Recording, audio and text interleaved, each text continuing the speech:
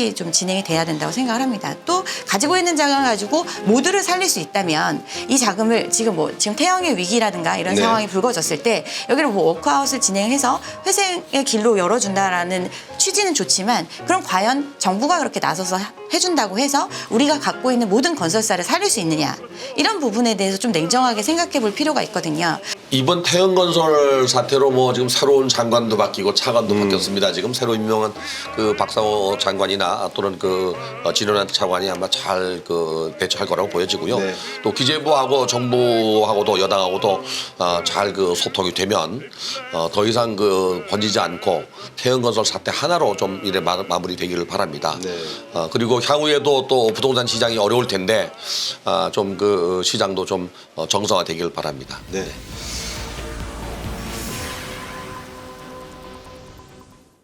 안녕하십니까. 연합뉴스 경제TV의 곽수정의 경제프리즘 2004년 갑진년 새해 첫 방송으로 요즘 문제시가 되고 있는 PF 부동산 대출 이슈를 좀 다룰까 합니다. 아무래도 2004년은 미국 경제가 어느 정도 연착륙 기미를 보이고 있다는 긍정적인 소식과 함께 하지만 경기 자체는 둔화될 거라고 하는 약간의 어두운 소식까지 같이 들어오고 있는 상황에서 우리나라는 다름이 아닌 부동산 PF 대출의 이 화약고가 과연 터질지 아니면 제대로 된 뇌관을 제거함으로써 이 정부의 F4가 열심히 들여다보는 과정에서 해결책을 찾을지 많은 분들의 관심이 쏠려 있는 상황입니다.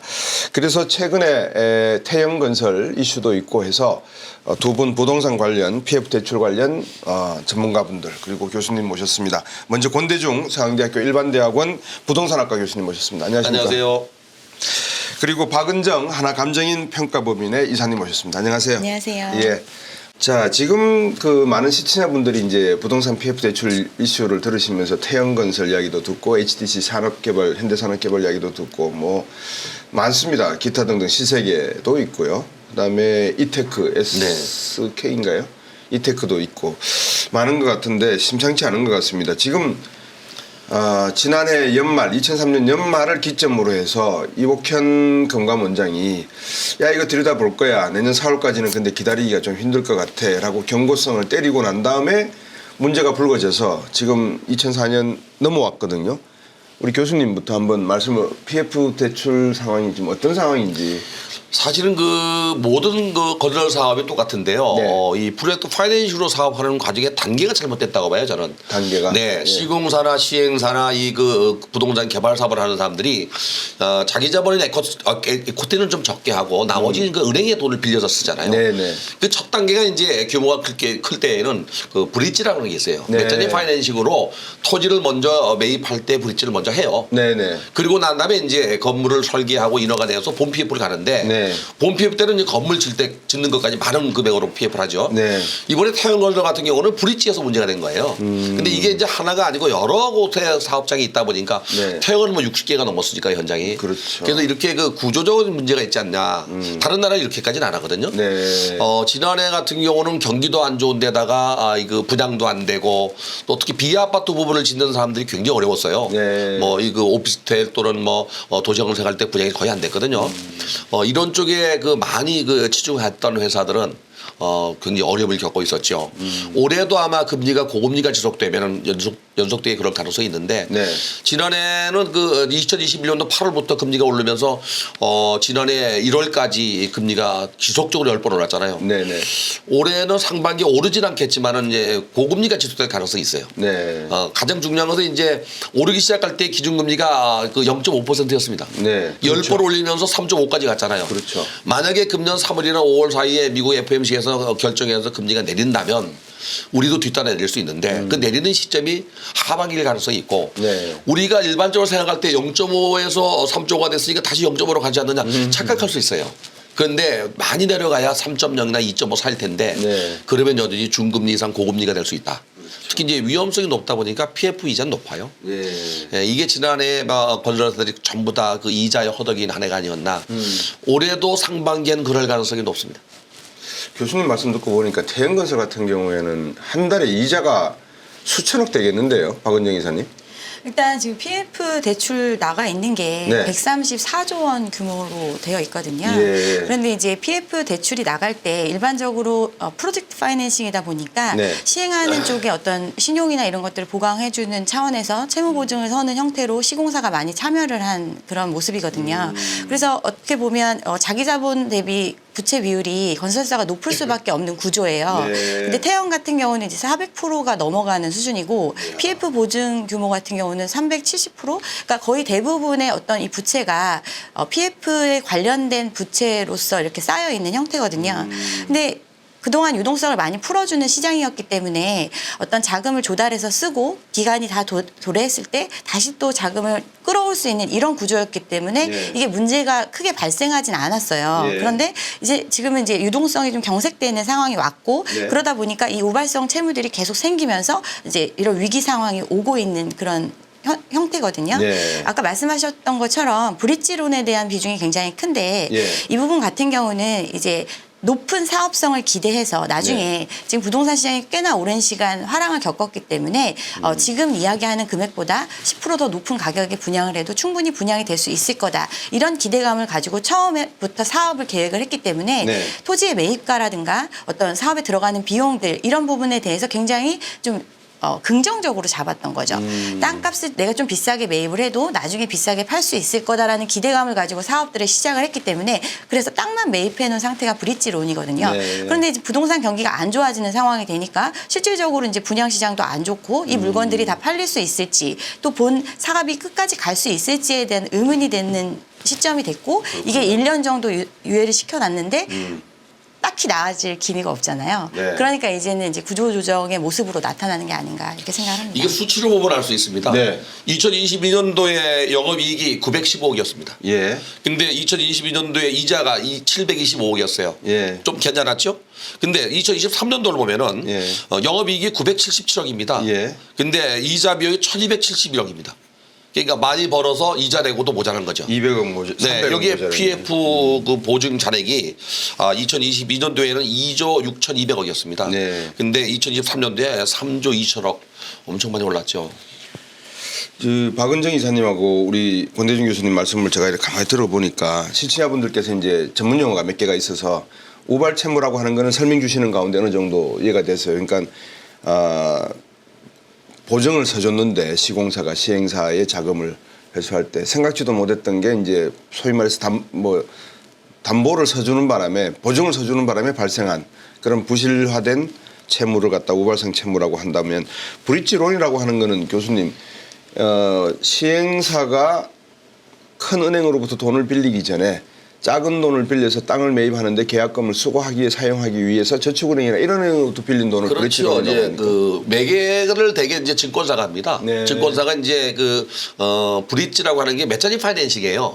중간에 들어왔다 나가는 쉽게 말하면 중층이라는 뜻이거든요. 네. 1층의 높이에 중간층을 하나 만들어서 네. 1층을 만드는 거죠. 그러니까 이 메자니 파이낸싱을 우리가 이제 브릿지라고 하는데 계약금을 우리가 국제회계 기준에 그 에코티가 30% 이상 있어야 됩니다. 자기 자본이. 네. 나머지 70%는 이제 끌고 오는 거예요. 그 끌고 오는 과정에 잘못되면 내가 책임짓게 하고 보증을 쓴 거죠. 네. 그 과정에 그 중개를 누가 하냐면 보험회사가 해요. 그렇군요. 증권사가 하거나. 그런데 이제 이 증권사나 보험사는 위험성이 높다 보니까 예. 제1금융권에서 PF를 못하고 저축은행이나 신협이나 농협이나 또는 새마을금고에서 끌고 오죠. 네. 그런 예 중에 하나가 그 작년에 그 사고가 났던 남양주 사태입니다. 네, 새마을금고. 새마을금고. 네. 우리 박은정 이사님께 여쭤봐야 될 것 같아요. 자, 그러면 제가 질문을 더 한번 아주 그냥 상식적인 선에서 우리나라 행정이 뒷북 행정이라고 하는 거는 독립 이후에 계속 되어 온 게 뒷북 행정인 것 같은데 첫 번째 감정평가원에서 감정평가를 해 주실 때 공시지가를 내주시잖아요. 그러면 부동산 경기가 지금은 침체기에 진입할 수 있다 내지는 호황기에 진입했다라고 하는 시그널을 받으실 거 아니겠어요. 네. 그러면 이런 친구들이 PF 대출을 시행사 시공사가 와서 PF 대출을 할 때 감정평가에 대한 견해를 붙일 때 지금 시기가 상당히 그런 시기이니 조심하는 게 좋다라고 하는 의견서를 첨부를 하실 수 있나요? 없나요? 그런 거는? 현실적인 걸 물어보시나요? 네, 현실적인 걸 여쭤보는 겁니다. 현실적으로 좀 어려운 문제고요. 일단은 기본적으로 사업에 대한 어떤 사업성을 검토하는 것 자체가 이 사업을 이제 주관하는 쪽에서 진행을 하다 보니까 어떤 토지 매입이나 이런 부분들에 있어서도 저희가 보기에는 좀 과도한 수준의 매입가일지라도 긍정적인 시나리오를 가지고 보통 하기 때문에 네. 공 교수님이 도덕성이 상당히 중요하다고 말씀하셨잖아요. 그런데요. 네. 감정평가는 현황평가입니다. 그렇죠. 현재 가치를 평가해야 됩니다. 현재 가치. 네, 물론 거래가 미래 가치가 포함된 현재 가치로 거래돼요. 그렇죠. 래서 30년, 40년 아파트가 비싸잖아요. 예, 예. 사용 가치 그게 아닌데. 그런데 미래 가치가 포함된 현재 가치지만 평가 자체는 그 포함된 현재 가치입니다. 그렇군요. 네, 그리고 가격 시점이라는 게 있어요. 예를 들어서 뭐 이번 그 윤석열 정부가 개발 제한국을 해제한다고 하잖아요. 네네. 해제하게 되면 해제한다는 그 시점으로 평가하는 게 아니고 네. 지구지정 시점이니까 지구지정 시점에 개발 제한이 해제된 상태로 평가합니다. 해제되면 가격이 올라가겠죠. 그렇죠, 그렇게 그렇죠. 평가를 합니다. 그래서 CPF 평가 자체가 그 평가하는 시점에 현황 평가이기 때문에 의견서를 달아낼 수는 없습니다. 좋습니다. 그건 또 현실적인 문제니까 네. 뭐 관행도 있고 뭐 카르텔도 있고 하니까 제가 또 뭐 고개를 끄덕끄덕거리면서 넘어가 보겠습니다. 아니요, 카르텔의 문제가 아니라 예. 지금 말씀하신 것처럼 시장의 상황이 과열된 상황에서는 서로 이제 높은 가격으로 토지를 확보하려고 하는 그런 경쟁이 있고 그러다 보면 가격 자체가 실제 거래되는 가격 자체가 굉장히 어떻게 보면 저희가 중립적으로 판단하기에는 뭐 또는 개인적인 전문가의 의견으로 견해로 판단을 했을 네. 때는 조금 무리가 되는 수준의 목표를 잡고 있는 게 아닌가라는 판단을 할 수는 있겠지만 실질적으로 이 땅의 가치를 현재 시점에서 평가하는 거기 때문에 지금 말씀하신 것처럼 이렇게 비싸게 사는 거래가 일반화되어 있으니까 이제 그 가격이 좀 이게 반영될 이제 수밖에 한 가지 없는 거죠. 제가 그 태연건설과 관련해서 말씀드리면 네. 태연건설이 지금 이자를 못 낸 지역이 어디냐면요. 네. 브릿지론의 이자가 원금으로 상환이 돌아왔는데 못 준 게 성수동 그렇죠. 2가 성수동. 네, 성동구 성동 2가 노후 공장을 샀어요. 네. 그래서 오피스 빌딩을 짓는 과정에 얼마에 주고 샀는지 아세요? 얼마 주고 샀어요? 2020년도에 5천만 원 정도 하던 게 예. 1억 6천만 원 주고 샀어요. 평당. 3.3제곱미터당. 네. 그러니까 이게 가격이 3배 정도 올랐잖아요. 이 거래 사례가 주변 지역에 영향을 미쳐서 모든 또 부동산 가격을 올리게 돼요. 이게 거래 사례가 있는데도 불구하고 이전에 이게 연도가 한 3년 지나면 표준시 공시가 또 가격이 올라요. 이렇게 또. 네. 그걸 감안하지 않고 평가할 수가 없죠. 사람들의 모든 탐욕적인 본능들이 이 토지라는 곳에 그냥 드글드글 모여 있다는 느낌이 확 드는데 그럼 이제 두 번째 질문을 제가 또 드리고 싶어요. 태형건설 정도 되면 30위 안에 들어가는 건설사 아닙니까, 교수님? 16번째입니다. 16번째죠. 네, 근데 우리가 1군 그러면 이제 100위 안에, 2군 그럼 200위 안인데 네. 이번에 정부가 이제 순위를 없애겠답니다. 네. 이게 자꾸 순위가 문제되니까 16번째 정도면은요. 네. 상상을 초월하는 큰 회사입니다. 그렇겠죠. 네. 그러면 이런 16이나 되는 회사가 자체 내에 기획실도 있을 거고 전략팀들이 있을 건데 부동산 시장의 현재 상황이 이게 과열돼 가는 분위기다. 그래서 성수동의 땅이 5천만 원 하던 게 평당 지금 1억 5천으로 갔다라고 하는 건 이거는 오버슈팅도 이만저만 오버슈팅이 아니다. 그래서 이거는 매입하지 않는 게 좋을 거다라는 이런 판단, 진단 같은 거는 못 합니까? 아니면은 오히려 대기업이 뛰어들어서 가격을 부추기는데 일조를 하는 겁니까? 일단은 지금 이런 판단을 했었던 거는 시장에서 어떤 현상이 있었기 때문에 이런 판단을 했던 거잖아요. 네. 근데 어떻게 보면 우리가 되게 저금리 상황을 굉장히 오래 겪었고 또 돈을 굴려야 되는 사람들이 많았던 시장이었잖아요. 네. 그러다 네. 보니까 자금을 쉽게 조달할 수 있는 거고 시장의 상황을 이렇게 지켜보고 있었는데 그 상황이 장기화되니까 네. 이런 판단에 대해서 이게 정말 과열인지 아니면 여기서 멈출 수 있는지에 대한 판단이 조금 저는 늦었다고 생각을 하거든요. 무뎌졌다. 네. 네. 그래서 뭐 예전에 지금 우리가 이제 아파트 시장에 대해서 갖고 있는 것도 비슷한 개념이라고 볼 수 있는데 한 5년 사이에 2~3배 정도 가격이 올랐잖아요. 네. 아파트 평균적으로 가격이 체감하기에. 그러면 예전에 불과 5년 전의 가격인데도 불구하고 그 가격을 우리가 이야기를 했을 때 뭐 예를 들면 잠실이 그 정도 가격이었어? 강남이 그 정도였어? 라고 믿어지지 않는 사실은 이미 형성된 어떤 올라간 시세의 기준에서 사람들이 생각을 하다 보니까 그 가격이 그리고 또 분양이 되기도 하고 이러다 보니까 이제 판단을 할 때 계속 긍정적인 수치로 판단을 했던 거죠.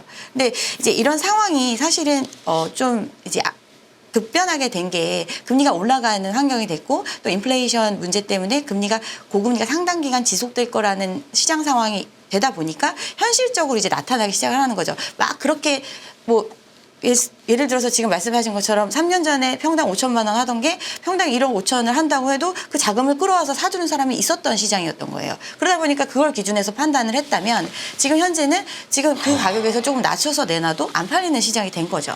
도대체 누구를 믿어야 될지 모르겠어요. 기업인들에게 여쭤보면 죽겠다 그러는데 우리나라 분들은 죽겠다 하지 않는 기업인들은 기업인이 아니다.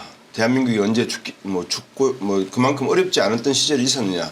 개인들한테 물어봐도 아이고 돈이 없습니다 했는데 이런 아파트 시장이나 오피스텔 시장이 분양이 된다 그러면 벌떼같이 몰려서 분양 사무실을 또 뒤덮던 그런 모습을 보면서 시장의 정보가 이게 교란이 너무 심하다라는 생각도 드는데 교수님 이 시행시공이 제가 알기로는 98년 외환위기 때 1차 지방건설사들 많이 부도가 나고 해서 만들어 놓은 새로운 어떤 그 제도라고 제가 들었거든요. 한번 역사적으로 제도는 아니고요. 예. 구조가 변한 겁니다. 구조가 변했습니까? 예전에는 이제 그 시공사인 건설사가 시행시공을 같이 했죠. 네. 땅을 사서 건물을 짓거나 또 토지주가 건물 짓게 하기 위해서 그 건설사에 위탁하는 경우였는데 네. IMF 이후에 뭐 전문성을 강화시킨다고 해서 분리된 거거든요. 네. 땅 주인이 사실 시행사 건축주거든요. 그 자기 땅이 아닌데 땅을 사서 1억을 내서 건설사한테 이렇게 건물 짓게 하고 이건 개발 이익은 이제 시행사가 가져가는 거죠. 네. 건축주니까. 그리고 역시 시공사도 가져가는 거예요. 예. 그러다 보니까 주택 가격도 올라가고 부동산 가격도 올라갔는데 이렇게 시행사와 시공사를 분리해서 돼 있는 나라가 없어요 거의. 그렇죠. 네. 이게 희한한 구조죠. 또 하나는 이제 특히 이제 그 선분양을 하게 했기 때문에 이게 더 커졌던 거거든요.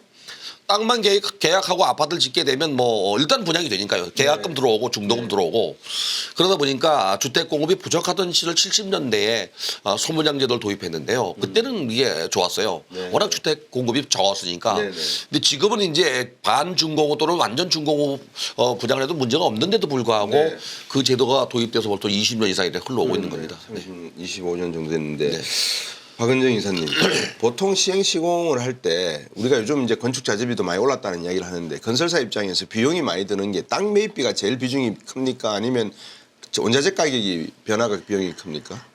기본적으로 가장 큰 문제가 지금 말씀하신 것처럼 시행을 하는 입장에서는 자기 자본의 일부를 투여를 하고 30%. 나머지를 레버리지를 활용해서 해야 되는데 예. 이 브릿지론 단계에서 보통 자기 자본 투여 비율을 보면 뭐 3%에서 10% 정도도 안 돼요. 많이 넣는 경우가 10% 정도 넣거든요. 나머지 돈은 그럼 어떻게 나머지 합니까? 돈은 다 대출을 활용해가지고 들어오는 거거든요. 그러다 보니까 더 취약한 구조가 된 거예요. 근데 사업이 진행이 그 되면 과정을 말씀드리 죄송한데 그 과정을 들여다보는 건강원이나 이런 기관들은 없습니까? 아니 기본적으로 PF라는 것이 예.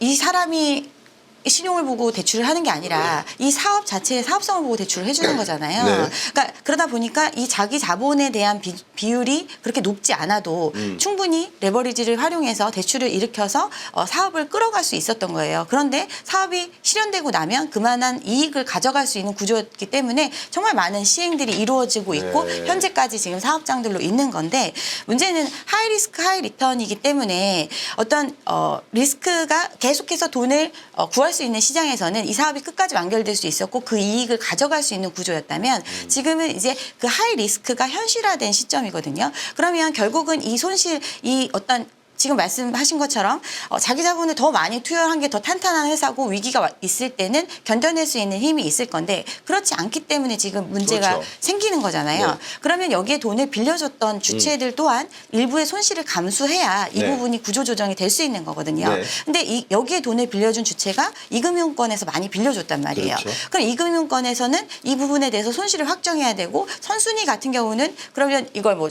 매각을 해서 정리를 해서 네. 좀 더 자본력이 있는 회사가 이 사업을 끌어갈 수 있게 또는 토지 매입가라든가 들어갔던 비용을 조정을 해가지고 사업성이 있는 구조로 거듭날 수 있게 이 물갈이가 돼야 되는 이 과정을 거쳤어야 되는데 어떻게 보면 이제 금리가 내릴 것이다 또는 조금 시장이 잠깐 주춤했다가 다시 좋아질 것이다 이런 기대감과 희망을 많이 심어줬던 작년에 한 해였기 때문에 네. 그러다 보니까 계속 일단은 연장을 한 거죠. 이연을 시킨 거죠.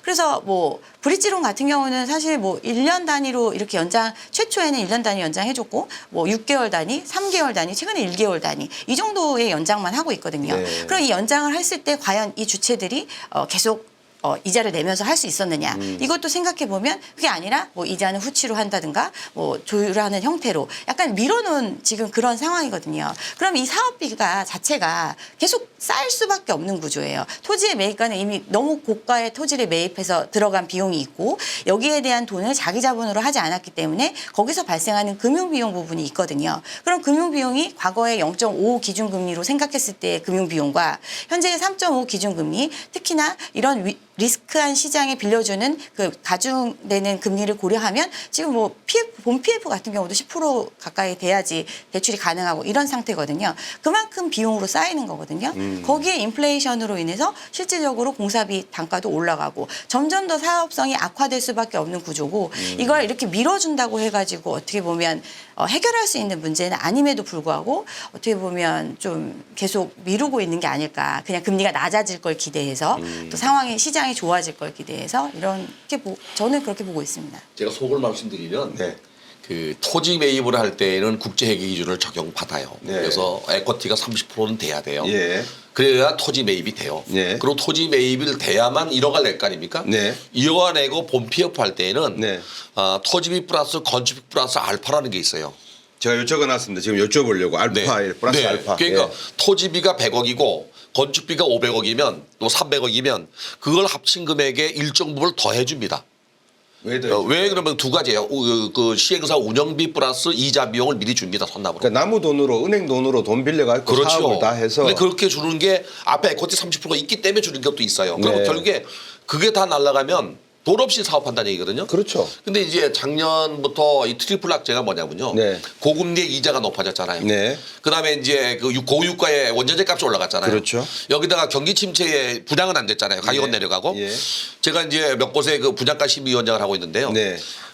강남 소초망 한번 얘기를 들어볼게요, 제가. 네. 소초의 원밸리가 네. 그 조합이 있는데도 불구하고 조합은 이제 6,250만 원 분양가를 올렸는데 네. 토지비와 토지비 가산비, 건축비와 건축비 가산비 62개 항목을 원칙대로 적용해서 저희가 이제 디스카운트하고 심사해서 네. 5,500만 원 했어요. 3.3제곱미터당. 네. 물론 지금 1,500만 뭐 원을 지금 뭐 거의 1억 가까이 얘기를 합니다만은 네. 그 당시 높은 가격이었어요, 제가. 근데 이렇게 높았을 밖에 없었던 이유는 토지 가격이 비싼 겁니다. 그렇죠. 건축비는 3월과 9월에 국토교통부가 평균 건축비를 발표해요. 네. 그걸 적용하게 돼 있어요. 분양가 상한제 지역은. 지금 서초, 강남, 송파, 용산은 지금 분양가 상한제 지역이거든요. 네. 두 번째는 이제 건축비인데 이 건축비가 문제가 뭐였냐면요. 철근이나 시멘트나 비철금속을 우리가 수입을 해야 되거든요. 그렇죠. 근데 그거를 수입해서 수입 원가가 올라가고 운송비가 올라가니까 올라갈 수 있는데 유가가 올라가니까 네. 왜 인건비나 다른 게 또 올라가야 돼요? 이게 편성상승이라는 거거든. 그러니까 건축비가 올라가고 또 이거 시공사가 어려울 수밖에 없거든요. 시공사가. 네. 그래서 또 원가로 올라가는데 분양은 또 안 돼요. 이게. 특히 이제 작년 같은 경우는 그 비아파트 부분 다세대 연립이나 네. 또는 뭐 오피스텔 같은 경우가 그 전세 사기 사건이 많았잖아요. 그렇죠. 그러니까 수요가 비아파트 부분보다 또 아파트 쪽으로 올라가다 보니까 옮기다 네. 보니까 더 분양이 안 되는 거예요. 그래서 올해도 아마 비아파트 부분의 사업 비중이 너무 큰 데는 위험성이 크다고 봐야 될 겁니다. 아마. 네. 신체 여러분, 지금 권대중 사원대 교수님과 박은정 이사님 모시고 부동산 PF 대출의 부실화된 이 배경에 대해서 지금 짚어보는 과정입니다. 많은 언론사에서 PF 대출 이야기들을 들으셨을 건데 그 근본적인 본질적인 시장 상황이 어떤가는 아마 저희들 말씀 나누는 와중에 좀 더 상세하게 들으셨지 않나 저는 생각이 들고요. 좀 더 이제 구체적으로 한번 내용을 가져가 볼까 하는 생각입니다. 박은정 이사님, 지금 추정하기에 전문가분들이 보시기에 2024년 올해 상반기에 지금 돌아오는 만기 금액 규모라든지 이게 어느 정도 되는 걸로 보고 계세요? 만기 금액이요? 예. 제가 말씀을 드리죠. 예. 2020년도 그 말 기준에 예. PF 잔액이 92조 5천억이었어요. 근데 작년 9월 말까지 134조 3천억입니다. 자, 엄청납니다. 143천억이면은 51조가 늘었네요. 네, 예. 엄청납니다. 예, 134조 3천억인데 그 중에서 제일 금융권인 은행이 갖고 있는 채권이 네. 44조입니다. 그리고 보험회사가 갖고 있는 채권이 43조입니다. 이 두 개만 합쳐도 87조가 넘습니다. 그러네요. 네.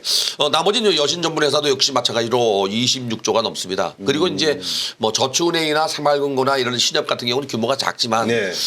그 금액은 뭐 9조, 6조 이 정도밖에 안 되는데 문제는 이제 새마을금고도 지난번에 문제가 됐듯이 네. 문제가 되는데 새마을금고는 사고가 나도 좀 괜찮아요. 왜 그러냐면 단위별로 그 조합을 이루고 있기 때문에 네. 인수합병이 안 됩니다. 법인이 아닙니다. 그러니까 우리가 미국의 실리콘밸리 은행이 파산됐을 때 그것만 무너졌죠. 그런 식입니다. 네. 새마을금고는.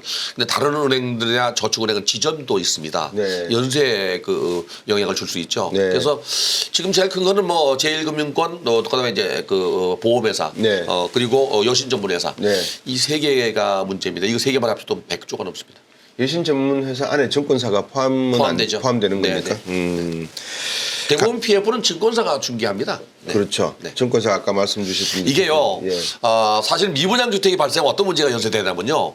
계약금도 안 들어오고 중도금도 안 들어오잖아요. 네. 그러면 건설사는 유동성 자금이 떨어져서 건축비도 못 주고, 그렇죠. 이자도 못 내고, 원금도 못 내죠. 네. 이 다음 뒤에 누가 있어요? 보험회사가 있어요. 네. 보험회사가 문제가 되고, 보험회사가 문제가 되면 중개했던 그 저축은행이나 신협이 문제가 돼요. 연쇄 그 파동이 생기거든요. 아마 이번에 태영건설 사태는 거기까지 안 가기를 바랍니다.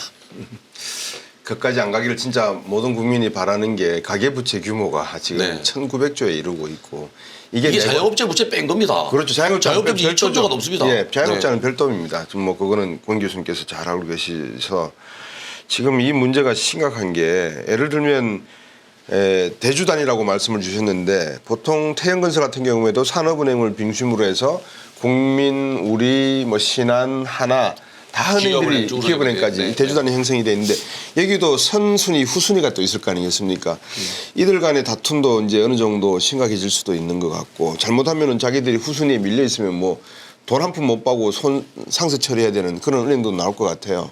얼마 전에 이제 청담동에서 있었던 네, 상황이, 피해를. 예, 그게 그런 예. 상황이라고 볼 수 있거든요. 예. 새마을금고 같은 경우는 작년 초에 이제 위기 상황을 겪었고, 뱅크런 사태를 우려할 정도로 위기를 겪었고, 그 이후로는 굉장히 이제 내부적으로는 구조조정의 어떤 모습으로 가고 있는데, 그래서 이런 이제 채무 이렇게 빌려줬지만 내가 회수할 수 있는 상황이거든요. 청담동에 지금 빌려준 것 같은 그 경우는. 미분양이 87채 가운데서 예를 들어서 분양이 네. 87채 분양을 했는데 지금 분양된 게 4가구 정도 된다고 그러거든요. 토지만 매각을 해도 토지만 매각해도 지금 살 사람이 새마을금고가 있겠습니까? 빌려준 돈에 대해서는 회수가 회수가 가능하니까 가능하다. 이제 연장을 안 해주겠다고 가장 이제 대주 중에서 가장 많은 비중을 차지하고 있었던 새마을금고에서는 연장 불가 통보를 했었고, 네. 근데 그 이후에 빌려준 후순위로 빌려준 데 같은 경우는 이제 전액 손실 처리가 되는 그렇죠. 거잖아요. 그럼 그렇게 되면 이제 그 저축은행들의 어떤 건전성 문제라든가 이런 문제가 불거지기 때문에 이번에 어떤 조치를 통해서 새마을금고가 그러면 한 번 더 연장을 해주겠다라고 지금 연장을 해준 상태잖아요. 청담동 PF 같은 경우는 이런 것처럼 지금 돈을 빌려준 전체적인 규모 안에서 일정 부분 손실을 안 보고 빠져나올 수 있는 주체가 있을 것이고 이제 손실이 확정되는 주체가 있는 거거든요. 네. 근데 이런 부분을 이제 어떻게 보면 이게 이제 시간의 지금 상황을 모면하면 이게 이제 다 손실을 안 볼 수 있는 그런 해피한 구조라면 모르겠지만 그렇지 않은 상황이기 때문에 이런 걸 좀 정리하는 단계를 좀 신속하게 가져가야 더 큰 충격이 없지 않을까. 왜냐하면 이걸 이연시켜준다는 거는 공짜로 빌려주는 게 아니잖아요. 결국은 또 추가의 어떤 대출이나 어떤 자금을 투여해가지고 이 상황을 연장하는 거거든요. 네. 그만큼 빚의 규모가 더 늘어날 수밖에 없는 구조이기 때문에 어떤 그 옥석 가리기, 정부가 지금 추진하고 있는 옥석 가리기가 조속히 좀 진행이 돼야 된다고 생각을 합니다. 또 가지고 있는 자금을 가지고 모두를 살릴 수 있다면 이 자금을 지금 태영의 위기라든가 이런 네. 상황이 불거졌을 때 여기를 뭐 워크아웃을 진행해서 회생의 길로 열어준다라는 취지는 좋지만 그럼 과연 정부가 그렇게 나서서 해준다고 해서 우리가 갖고 있는 모든 건설사를 살릴 수 있느냐, 이런 부분에 대해서 좀 냉정하게 생각해 볼 필요가 있거든요. 지금 태영 같은 경우는 바로 문제가 불거졌기 때문에 지금 이슈화가 되고 있지만 이 다른 회사들조차도 지금 어떤 이 PF 문제 기본적인 구조는 동일하거든요. 그러면 이걸 감당해낼 수 있는 회사와 그렇지 않은 회사, 살릴 수 있는 규모와 그렇지 않은 규모를 이제는 좀 분리해서 생각을 해줄 필요가 있다. 미국 같은 경우도 금리가 올라가는 상황에서 은행이 몇 개 파산했잖아요. 네. 실질적으로 우리보다 상황이 더 좋은 나라에서도 이런 구조조정이 일어나고 있는데 우리는 일단 이게 무너지면 다른 데에 미치는 파급 효과가 크기 때문에 뭐 도와줘야 된다. 이런 개념으로 가고 있는데 저는 이 여력이 과연 다 있을까에 대해서 생각을 해보면 그렇지 않다는 걸 알고 있을 거거든요. 그럼 좀 이런 부분에 있어서 좀 냉정히 판단을 해야 된다고 생각을 합니다. 옥석 가리기 말씀을 하시고 또 이복현 건강원장도 옥석이라는 말씀을 하셨는데 옥석을 제대로 가릴 줄 아는지 모르겠어요. 그리고 건설사들 보면 층간 소음 문제 제대로 해결 못하면서 이 건설하는 것만 분양하는 것만 막 신경을 쓰고 있는 이런 모습을 보면서 우리나라의 어떤 총체적인 도덕적 해이 문제, 건설 산업과 관련해서 시행 시공만 제대로 한 건만 터뜨리면 평생 먹고 살 돈 자기가 뽑는다. 이런 그 떴다방식의 어떤 투기, 이게 부동산 시장에 많은 서민들의 꿈과 희망과 맞물려 있으면서 이거를 왜곡시켜버리고 정부가 수수방관해버리고 이래버리면 분양시장이 중요한 게 아니라 이런 시행 시공 단계에서부터 아까 공 교수님이 98년 외환위기 이후에 지금 시행이라고 하는 새로운 제도를 만들었다는 말씀을 주셨는데 이 문제가 제가 지금 제일 말씀을 듣는 중간에 좀 고민이 됩니다. 예를 들면 2013년도 쌍용건설 있었지 않습니까, 교수님? 네. 이 10년 만에 시공 순위 30위권 이내의 중대형 건설사 지금 들어간 게 10년 만에 처음이지 않습니까? 네. 그럼 정부가 아까 우리 박은정 이사님이 말씀 주셨지만 미국 같으면은 뭐 글래스-스티글법도 만들고 볼코룰도 만들고 차단하는 방화벽을 여러 개 두지 않겠습니까? 우리나라는 이런 부동산 시장에서 시행시공 외에는 안 뒀습니까? 없습니다. 그게 이제 안타까운 게 제가 부동산학을 하면서 또 학생들을 가르치면서 이렇게 그 뭐랄까 안전불감증이나 또는 제도의 미비 때문에 부동산이 그 투기의 학문이고 네. 잘못된 학문이라는 인식에 참 가슴이 아픕니다. 부동산학을 한다 그러면 뭐 중개업 하는 걸로만 치부가 되고요. 네. 이 건설도 마찬가지예요. 우리나라의 그 시행사가 상당히 많은데요. 네. 건실한 시행사는 뭐 10%도 안 된다고 봐요, 저는. 이 제도는 좀 더 바꿔야 될 필요가 있지 않겠나. 네. 이제는 뭐 인구도 감소하고 주택도 어느 정도 공급이 됐거든요. 가장 중요한 것은 이제 이렇게 그 건설사들이나 시행사들이 건물을 짓고 공급하는 과정에 그 수분양자들이나 또는 그 국민들에게 피해를 주지 말아야 되는 게 첫 번째고요. 네. 두 번째는 그게 경제에 영향을 미치지 말아야 되거든요. 그렇죠. 근데 가장 큰 거는 수분양자예요. 돈 내고 내 집을 분양받았거나 돈 내고 땅을 사는 사람들이 네. 이제 문제가 되는 거고 두 번째는 이게 경제에 영향을 미친단 말이죠. 태영건설만 해도 계열사처럼 이렇게 그 계약을 한 그 하도업체가 581개입니다. 계약이 1,091개랍니다. 근데 581개 그럼 태영건설만 바라보고 공사하느냐? 이게 아니란 말이죠. 그렇겠죠. 태영건설이 문제가 돼서 스스로 감당하지 못해서 부도가 나면 내가 다른 건설사 공사하는 것마저도 영향을 받는단 말이죠. 이게 연쇄 문제가 되기 때문에 네. 이건 제도를 이번 참에 좀 정부가 좀 획기적인 제도를 좀 바꿔야 될 것 같아요. 교수님 말씀 안 해주셨어요 그동안에? 자문 안 해주셨어요? 이 문제까지는 안 했는데요. 제가 사실 여기 갈 때마다 뭐 이 시장 건전성에 대해서는 얘기를 하죠. 예. 네. 우리 박은정 이사님, 제가 교수님 말씀 듣고 보니까 이제 뭐 더 이상 현재의 문제를 가지고 저희들이 왈가왈부하는 것은 많은 방송사에서 하고 있기 때문에 좀 대책적으로 조금 한번 말씀을 드리고 여쭙고 싶어요. 저는 사실은 레고랜드 사태가 터졌을 때 정부가 네. 이제 지원을 해서 급한 불을 껐었잖아요. 네. 채권 시장의 경색이 왔었을 때 정부가 이제 조속히 대응을 하면서 네. 그 상황을 넘겼는데 이 문제가 어떤 한순간을 넘긴다고 해서 해결될 수 있는 문제가 아니라는 그 본질적인 해결책을 찾아야 됐었다고 생각을 합니다. 네. 그 시기적으로 좀 늦었다고 생각을 해요, 지금은. 그때 문제는 갚을 능력이 없는 게 아니라 그냥 사실은 어떻게 보면 정부가 갚아줄 수도 있었지만 못 갚아주겠다라고 이야기를 한 게 문제가 돼서 레고랜드 사태가 벌어졌다면 지금 태영건설 같은 경우는 실질적으로 어떤 현 사업을 추진하는 데 있어서 자금을 못 갚는 상황이 된 거예요. 이 상황은 태영뿐 아니라 대부분 이 시장에 발담그고 있는 업체들이 갖고 있는 문제거든요. 그리고 이 PF 보증 규모가 이렇게 커진 이유가 결국은 시공권을 획득하기 위해서 보증을 서준 거잖아요. 그렇죠. 어떤 사업장에 어떤 내가 공사를 통해서 이익을 얻기 위해서 참여하기 위해서 그 조건으로 보증을 서주는 형태를 취하다 보니까 네. 공격적인 경영을 많이 했던 기업들은 지금 다 문제가 되는 거고 이 위기의 상황에서 버틸 수가 없는 거거든요. 그렇죠. 그러면 근본적인 해결책이라는 거는 결국은 우리가 그러면 어떤 회생 가능성이 없는 곳에 계속 자금을 지원해줘서 살리는 것이 우선인지 네. 아니면 이게 정리 좀 아프겠지만 정리를 하고 사실은 정리가 되고 구조조정이 돼야 네. 다른 사업자 어떤 능력이 있는 사업자가 참여해서 또 다른 이제 기회를 가져갈 수 있는 거거든요. 그렇죠. 그게 테이크오버겠죠. 자본주의잖아요. 네. 어떻게 보면. 네. 그래서 이런 거에 대해서 지금 뭐 이게 뭐 저축은행 사태에도 연결이 되어 있고 다 네. 연쇄적으로 영향을 주기 때문에 심각하게 받아들인다고는 하지만 저축은행 같은 경우도 이미 구조조정이 시작이 됐어야 되거든요. 네. 저축은행이 갖고 있는 어떤 부채 중에서 대출 중에서 부동산 기업 관련 대출이 굉장히 많은 비중을 차지하고 있고 네. 이들의 어떤 부실의 규모 예상되는 부실의 규모를 네. 예측하지 못하기 때문에 이거에 대한 인수합병 문제도 진척이 안 되고 있는 거잖아요. 네. 결국은 누구나 지금 여기서 사라져야 되는 시장에서 이제 더 이상 존재할 수 없는 기업이 있다라는 사실은 인지하고 있는데 그게 내가 되지 않기 위해서 지금 버티고 있는 거지 이걸 그렇다고 해서 모두가 회피할 수 있는 상황은 아니다. 그러면 결국은 수순이기 때문에 건설사도 뭐 이 위기를 넘겨준다 해서 워크아웃을 간다고 해서 무조건 다 회생이 되는 건 아니잖아요. 네. 워크아웃 과정에서는 그러면 채권자의 동의도 있어야 하고 또 어떤 주주의 어떤 자금을 내놓는 이런 형태도 있어야 되고 또 내부적인 구조조정도 필요한데 그런 걸 통해서 과연 그럼 앞으로 계속 다시 이익을 창출해낼 수 있는 그런 상황으로 갈 수 있느냐 이런 부분을 냉정히 판단해 보면 특히나 과거의 경험을 보면 건설사 같은 경우는 워크아웃이 굉장히 어려울 수 있거든요. 네. 이런 걸 좀 저는 객관적으로 우리가 가게한테 하는 것과 동일하게 객관적으로 바라봐야 된다고 생각을 합니다. 그리고 이로 인해서 좀 정리가 되는 걸 주저하지 않았으면 좋겠어요.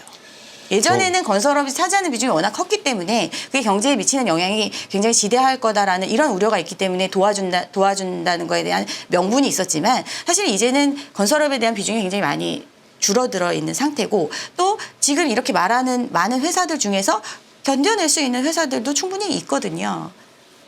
네. 저는 그 중국발 그림자 금융 이슈가 되고 헝다그룹이 부도가 나고 삐구비엔이 구조조정에 들어가야 된다는 이야기가 나오고 중증이라고 하는 또 다른 부동산 개발업자가 문제가 되고 있다는 이야기를 들을 때 한국은 괜찮다는 생각을 늘 해왔거든요. 중국하고 한국은 좀 다릅니다. 네, 다르죠. 형태는 다르죠. 중국은 경제 성장률의 25%를 부동산이 차지하고 있고요. 그렇죠. 지금 곽 박사님 말씀하신 대로 지금 비고 위안이 컨트리 가든이 지금 유동성 위기가 있는데 3,000개가 넘는 현장이 있어요. 네. 여기다가 2022년도에 그 위기가 돌아왔던 헝다그룹은 네. 헝다그룹 부도 위기설 때문에 2023년도 4월달에 경제 성장률이 중국은 0.4%였어요. 거기에다가 이제 비구 위안뿐이 아니라 또 완다그룹도 문제가 되거든요. 네. 근데 문제는 거긴 정치적인 게 끼어 있어요. 네, 네. 예, 지금 그 컨트리 가든은 지금 시진핑 방이고 헝다그룹은 그 지금 사가이 방이거든요. 네. 그다음에 이제 완다그룹도 또 단지 보시나이 방이기 때문에 네. 헝다그룹이나 완다그룹은 날아간다고 봐야 돼요. 네. 정말 거기는 이제 없어진다고 봐야 되는데 아니면 뭐 그 정부 국유화 시킨다든지. 근데 이제 비구 위안은 아마 그래도 살아날 것 같은데 살아난다. 우리나라의 문제는 중국의 무역 수출의 20%를 차지하잖아요. 네.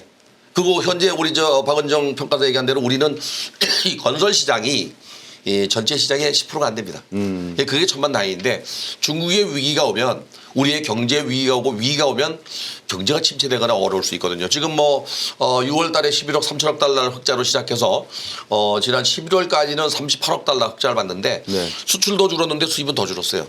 이게 지금 장기 침체 국면처럼 보이는데 네. 이게 이제 부동산 시장에 어떤 영향을 미칠 것이냐. 네. 소비를 유축시키고 이게 그 부동산 시장이 침체시키면 지금 위기에 있는 건설사들은 더 어려울 수 있다는 얘기죠, 이게. 그래서 사실 옥석 가리기를 정부가 빨리 해야 된다. 그러면서도 이 그 금융시장도 구조조정을 한번 해야 된다는 생각이 들어요. 네. 경기가 좋을 때 무분별하게 PF를 했던 이 그런 건설사들도 은행들도 이제 좀 정신 차리고 좀 정리가 돼야 되지 않나. 네. 그러면 좀 장기적으로 희망이 있지 않겠습니까? 제가 이제 중국 부동산 말씀을 드렸던 이유는 미국도 부동산에 사실은 상업용 부동산이나 임대 아파트 시장이 상당히 지금 안 좋습니다. 경기가 침하다하고 금리가 오르다 보면 가장 그 내수 시장이 위축되다 보니까 네. 부동산 시장의 분양이라든지 건설 문제가 이제 이슈가 되는데 중국이 그 고통을 겪기 시작한 게 한 3, 4년부터 본격적으로 드러났단 말입니다. 네.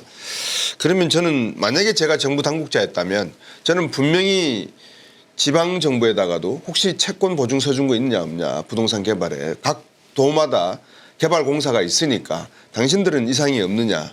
그리고 민간 기업들도 제대로 된 보증 문제, 방금 말씀 주신 부동산 PF 문제가 없느냐.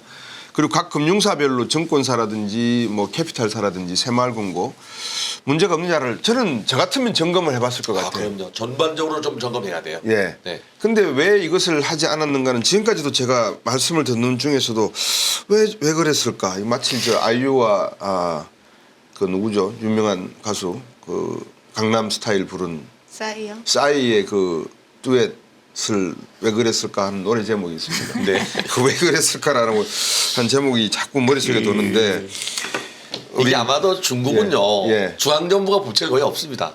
지방정부가 다 절반 짊어지고 그렇죠. 있거든요. 예. 한국은 또 중앙정부가 다 지고 있잖아요. 그렇죠. 이게 지방정부는 빚이 없을 거다 이런 생각 때문에 그냥 뭐 아니라는 생각을 하는지도 몰라요. 조금 민감한 질문입니다. 2011년도 기억나시죠? 부산저축은행 사태. 네네. 부산저축은행 사태 같은 저축은행 사태가 이번에는 안 날까요? 우리 은정 이사님. 저는 그때와 상황이 굉장히 비슷한데 훨씬 더 위험하다고 생각을 훨씬 더 합니다. 위험하다? 왜냐하면 외부적인 충격이 없는 상태에서 지금 이런 상황이 벌어지고 있는 그렇죠. 거거든요. 그러면 기본적으로 이런 모든 문제의 시작은 부동산 시장의 과열에 있었다고 생각을 하시면 될 것 같아요. 지금 왜 아까 말씀하신 것처럼 왜 그럼 이런 상황에 대해서 미리 점검하지 못했을까? 이 얘기는 네. 너무 긍정적이고 낙관적으로 이 시장을 바라보고 있었기 때문에 문제인 거거든요.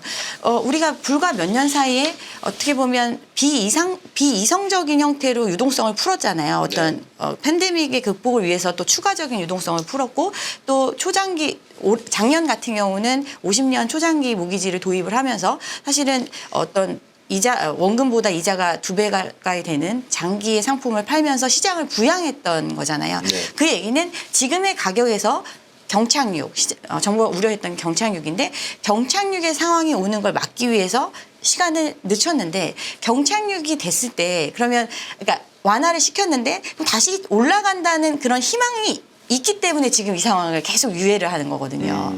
근데 현실적으로 생각을 해보면 과연 우리가 정말 지금의 집값이 집뿐 아니라 부동산의 가격이 소득 대비해서 그럼 과연 적정 수준에 있는가에 대해서 좀 현실적인 인식이 필요한 거죠. 상업용 부동산 같은 경우도 그러니까 땅값이 많이 올랐던 이유도 우리가 보통은 상업용 부동산에 대한 기대치는 이 부동산을 내가 소유하면서 임대 수익을 통해서 벌어들일 수 있는 기본적으로 소득을 창출해내는 그 기능을 네. 고려해서 가격이 책정이 되는데 네. 최근에 어떤 과열됐던 시장에서는 이걸 내가 잠깐 소유하고 있다가 몇 달 후에 팔면 이걸 더 비싼 값에 팔 수 있다는 자본이득에 기댄 가치가 형성된 그런 시장이었거든요. 네. 그런 부분 기본적인 개념들이 좀 많이 흔들렸던 시장이었기 때문에 이런 거에 대한 인식이 없이 어떻게 보면 지금 이제 막연히 그러니까 지금 좀 유예해도 될 것이다. 이렇게 하면서 문제를 더 키우고 있는 게 아닌가. 저는 그렇게 생각을 합니다. 국가나 정부가 정책을 하면서 국민을 상대로 실험을 하겠다라고 하는 것은 정말 위험한 그런 생각인데 제가 도표를 지난번에 이제 그 한문두 교수도 잘 아시잖아요. 이제 그분하고 쭉 이야기를 하는 과정에서 저희 방송에도 나와서 말씀을 주셨습니다. 아까 이제 과거 역대 정부가 어떤 형태의 주택 가격 정책을 펼쳤는가를 보니까 2008년도 이명박 정부 때는 오히려 이렇게 주택 가격이 하향 안정화되더라고요. 네. 그러다가 2012년도 박근혜 정부가 들어와 가지고 저금리에다가 최경환 부총리 체제하에서 집 사시오라고 하는 한국판 맨하탄 정책을 쓰다 보니까 주택 가격이 급등을 하기 시작하면서 문재인 정부 들어와서는 그거는 뭐 2년 반만에 탄핵을 당했으니까요. 문재인 정부 들어와서 2010년부터 2021년까지 아파트 가격 상승을 보면 거의 J커브를 그려버리더라고요. 그러니까 이런 점을 놓고 봤을 때 정부의 정책이 뭔가는 잘못됐다. 부동산 거래에 미치는 가격에 미치는 영향이 너무 잘못됐다. 그다음에 아까 소득 대비 주택 가격 말씀을 주셨잖아요. PIR이라 그러지 않습니까? 네, 집값을 소득으로 나누는 겁니다. 그렇죠. 네. 그걸 서울 거를 보니까 10.8이에요. 그러니까 돈 한 푼 안 쓰고 11년을 모아야지만 내 급여를 서울에 있는 아파트 가격 한 채를 살 수 있는 기준 전국은 4인데 그러니까 이러다 보니까 서울에 집중돼 있어서 이 서울의 주택 문제가 뭐가 문제가 있는지 또 아까 교수님 인구 문제 말씀 주셨잖아요. 지금 20대 20세 미만 인구가 800만이라 그러거든요. 네. 그러면 21세부터 뭐 최고령층까지 인구가 4,200만이라는 이야기 아닙니까? 네. 자, 이 사람들한테 그럼 국민연금도 부담을 지어야 될 거고 이 사람들에게 아파트를 사라 그래야 될 거고 PAR은 10.8인데 그럼 뭐 어떻게 집을 살 수가 있겠습니까? 이런 모든 경제 통계를 근본적으로 딱 놓고 보면 정부가 가져갈 때 금리 정책을 가져갈 때 이게 부동산에는 어떤 영향을 줄까? 이게 시공은 어떤 감정평가라든지 기준평가를 해야 될까? 답이 나오는 거 아닙니까, 교수님? 사실은 저는 그 주택 정책을 아파트 중심의 정책이었잖아요, 지금까지. 네네네. 도심지 주택 정책이었고 네네, 이게 그렇죠. 바뀌어야 된다고 봐요. 아, 중요한 네. 포인트네요, 그것도. 일본 같은 경우는 지금 현재 제가 그 2019년도에 그 연세대학교 뭐 교수하고 네. 서울대학교 뭐 교수하고 일본의 그 요코하마 시조카현을 한 보름 다니면서 네. 공실률 빈집 조사를 한번 한 적이 있어요. 일본은 어떤 형태로 빈집을 관리하는지. 네. 이런 도쿄에서 1시간 반 거리 뭐 길게는 2시간 거리에 있는 집들이 빈집이 많아요. 그래서 어떤 정책을 썼냐면요. 도쿄에서 글로 이사 오게 되면 집을 공짜로 줍니다. 인구가 감소하니까. 네. 근데 안 가져요. 안 와요. 그래서 사용권만 줄게 그러면 왜 갖고 있으면 세금을 내니까 그래서 사용권을 준다 해도 안 와요. 그래서 결국에 특단의 조치가 뭐냐면 그 집을 수리하거나 새로 짓는 데 들어가는 돈 우리나라 돈으로 당시에 네. 6억 원까지 그냥 줍니다. 그래도 안 와요. 근데 단 조건이 있어요. 10년간 이사 가지 말아라. 우리나라도 아마 이렇게 빈집이 늘어나고 또 인구가 감소하면 지방이 이렇게 되지 않겠나. 도시 경쟁력이 뭐 요새 그 떠들고 있는 그 메가시티 서울 얘기 하잖아요. 네. 그것도 중요할 수 있지만은 이제 그 소비 패턴이 좀 바뀌었어요. 네. 식당도 뭐 배달을 많이 하지만 네. 물건도 온라인에서 많이 사잖아요. 그죠? 그쵸. 이게 도시 경쟁력을 그 키우고 또 이 메가시티 서울로 가는 것도 좋지만 지방 경제 활성화와 균형 발전이 더 중요하다고 봐요. 그러면은 서울로 인구가 집중화 되지 않고 다시 말하면 1962년도 박정희 대통령이 시작했던 경제개발 5개년 계획 2022년도가 한갑이었어요. 60년. 네. 이제는 장치 산업에서 첨단 산업으로 바뀌어야 돼요. 그 지방에 있는 산업단지가 30년 50년 된 것들을 첨단 산업단지를 바꾸면 토지도 적게 들어가고 고급 일자리가 생겨서 굳이 서울 안 와도 될 수 있도록 그리고 대학도 특성화 대학을 만들면 거기서 살게 하면 서울의 집값이 안정화되고 지방도 좀 활성화되지 않겠나 그런 정책이 먼저 필요하고요. 네. 또 하나는 이제 아파트 중심의 주거 문화를 일반적인 그 빌라라든지 단독주택 문화로 좀 바꿀 필요가 있어요. 네. 만약에 이런 거죠. 뭐 여기 방송 안 나갈지 나갈지 모르겠지만은 제가 만약에 강남에 살지 않기 때문에 하는 얘기인데 강남에 사는 사람들 30억 50억짜리 집에 살잖아요. 근데 그분들은 대부분 다 아침에 일어나서 나이가 든 분들은 오늘은 어디로 여행을 갈까 골백 메고 나가잖아요. 근데 사실은 수도권에 사는 사람들은 6시, 5시에 일어나서 눈을 비비고 다시 서울로 일터에 들어옵니다. 네. 이거 바꿔놔야 됩니다. 지금 제 생각에는. 네, 네. 그래서 강남이나 서울에 있는 중산층 이상이 그 살 수 있는 정말 고급 주택지, 비버리힐스라든지 오렌지 카운티처럼 도시 외곽에 뭐 한 몇천 세대를 만들어서 병원만 있으면 가거든요. 네. 그렇게 해서 좀 도시도 좀 변화시켜야 되지 않겠나. 주거 문화를 변화하지 않는 한은 이런 문화는 뭐 도시에 몰려 사는 습성 때문에 당분간 당장 해결하기는 어렵다고 봐요, 저는. 정부가 들어서서 제대로 해결을 하지 못하면 시장에 맡겨버리든지 그러면 태영건설이든 신세계든 파산해야 될 기업들은 파산하는 것이 옥석가리기지 정부가 관치금융을 써서 넌 요렇게 넌 이렇게 대주단 요렇게 안 그러면 뒤끝이 안 좋아 이런 거는 저는 아니라고 보거든요. 그래서 이제 공교수 파장이 예. 크기 때문에 그래요. 예. 그 태영건설 하나만 그냥 내려앉으면 580개가 있다고 네, 내려앉으면 문제가 없는데 그 하도급 업체가 세형만 공사하는 게 아니거든요. 그렇죠. 또 파급 효과 때문에 그런 거고요. 또 하나 이제 그 22개 현장이 지금 19,000가구가 주택을 공급을 했습니다. 네. 여기는 문제가 없어요. 여기는 주택도시보증공사에서 이제 환급금으로 돌려주면 됩니다. 네. 근데 그렇지 않은 12,400개 14개 그 사업장이 있어요. 여기가 이제 문제입니다. 여기는 보증이 아직 안 돼 있는 상태이기 때문에 이건 시공을 바꿔야 되는 문제가 나오거든요. 네. 그래도 이런 문제들을 그냥 그 태양에 맡겨서는 안 되는 문제이기 때문에 이제 은행권이나 정부가 대책을 발표하는 거거든요. 그리고 이제 정부가 발표하는 것도 사실 서울로 해서 이렇게 주택을 공급하는 게 올해부터 공급되는 그 우리 박원정 평가사 말한 대로 그 신생아가 있는 경우 2년 이내에서 대출 5억까지 해주거든요. 9억 원 이하 주택을. 이게 문제가 아니라 이것도 중요하지만 더 중요한 거는 아이가 태어나면 양육을 책임지는 국가가 돼야 돼요. 프랑스처럼. 아이가 태어나면 맞벌이 부부가 당장 문제가 돼요. 네. 저도 우리 아기가 있어서 얘 보면은 어린이집에 갔다가 3시면 데려오는데 유치원을 가는 순간 12시에 와요. 그러니까 근무를 못 하게 되죠. 그렇죠. 양육을 책임지는 국가가 되지 않겠나. 그러면은 좀 주택 문제도 해결될 것 같아요. 서울은 뭐 자가주택 보유율이 52%밖에 안 됩니다. 근데 이제 주택 공급률 산정해 보면은요. 네. 다가구 주택이라고 있어요. 이 지하에 2가구, 1층에 2가구, 2층에 주인 살면 지분 하나 단독주택인데 불구하고 5가구입니다. 이렇게 그렇죠. 산정돼서 공급률이 돼 있기 때문에 이거 빨리 수정해야 돼요. 그리고 미분양 주택도 지금 뭐 지난해 말 기준으로 지금 악성 미분양만 10,000거 넘었거든요. 네. 지금 50,000거가 58,000거 넘었는데요. 네. 이 미분양 주택에서 비아파트 부분은 다 빠진 상태입니다. 지금 이게 이런 것들도 좀 더 정부가 다 끌어모아서 통계도 정확하게 좀 내고 그런 속에서 대책을 내놔야지 그냥 뭐 이 부도난 거를 지원하는 식으로 가서는 안 된다고 봐요. 그렇죠. 저도. 네. 그렇죠. 우리 박은정 평가사께서 그런 말씀을 주셨어요. 이게 마니게임의 형태다. 이게 마니게임 우리나라 말로 번역하면 무슨 말인지 혹시 아시겠습니까? 우리나라 말로요? 예. 뭐지? 예, 갯놀이입니다. 아, 예. 네. 그러니까는 높은 사람들은 계속해서 저 높은 곳을 향해서 올라가면서 자기들끼리의 리그를 계속 만들어 가는 거죠. 그러다가 이제 지금 같은 상황은 이제 낙찰계 형태가 돼 버리는 건데 이 마니게임이 부동산 시장에서 그대로 지금 이어지고 있는 것을 정부가 정치적 편향성 때문에 용인을 하고 눈 감아줘 버리고 금융사들은 아까 교수님께서는 바람직한 방향으로 가려면 시장의 어떤 구조를 따라야 된다고 했지만 이 관치금융 구조를 깨어나지 못하는 그런 형태가 되어 있고 감정평가원이나 이런 그 사기업 쪽에서도 정부 쪽에다가 제대로 된 보고서를 올리지 못하는 그런 상황이라면 시장은 앞으로 갈수록 왜곡될 수밖에 없다. 저는 그렇게 보여지는 가운데에 요 질문을 끝으로 두 분께 여쭈고 싶습니다. 어깨 자구 노력 이게 중요한 겁니까? 정부가 교수님 말씀하신 대로 지금 사태는 빨리 급한 불을 꺼야 되니까 양날의 검입니다. 이게 또는 동전의 양면과 같은 거고 딜레마인데요. 이참에 그냥 시장에 맡겨놔서 자구 노력을 해서 파산될 거는 스스로 옥석가리기를 해버릴까 아니면 전 금융사와 가계부채까지 내관이 연결돼서 발화가 돼버리면 다 터져버리니까 우리가 막아야 된다. 어떻게 보십니까?